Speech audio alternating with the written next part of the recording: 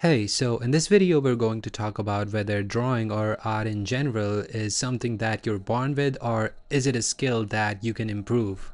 In my opinion, I think that you can be born with it. There's no way that people just don't have an innate ability to see things and observe things in a different way.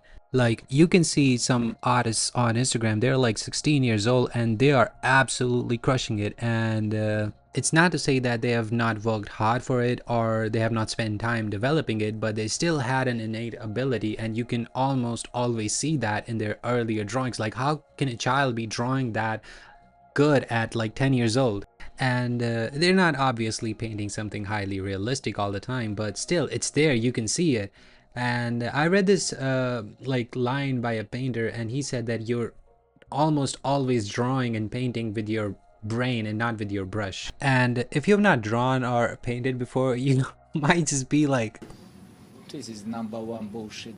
but like, see the way that I'm drawing here, and it's just straight lines, and I'm going from really general shapes to something that is specific. And motor activity wise, in what I'm doing with my shoulders or my hand, it's not that challenging. So what do you think it is? Just really wonder and ask yourself this, like, what is it that you see in this video that you are not capable of doing? It's not the motor activity skill, or I just have a special pencil, or I have like that brand of charcoal. It's none of those things. It's just that it's in your head. Like, really, it is in your head. And I think that when I understood it, I was like trying to oil paint, and I really just kind of dawned upon me, and it really is in your head. Like, if you think about it, you just have to trust the ability that you have to be able to put down the marks that are needed on that specific place at the right time. And whenever you're sitting down to draw, just make sure that you actually belong to the art. And I do mean it in a way that you need to make sure that you're doing your best job at every mark that you're making or every brushstroke that you're putting down on the canvas.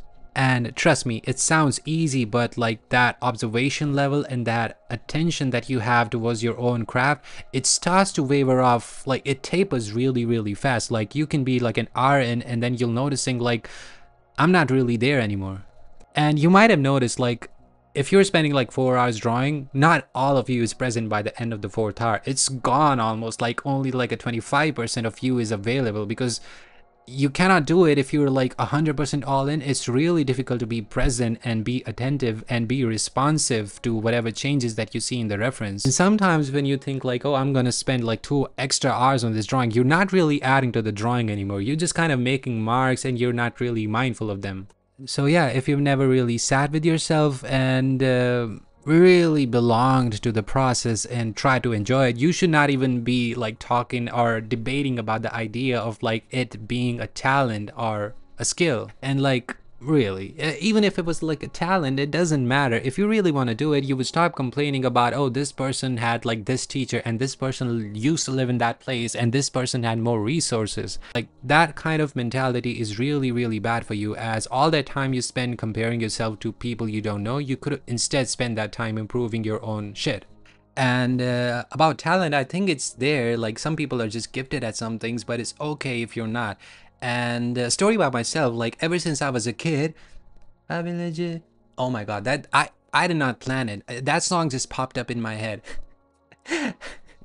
Anyways, ever since I was a kid, I am still kind of sneaking in the melody from the song.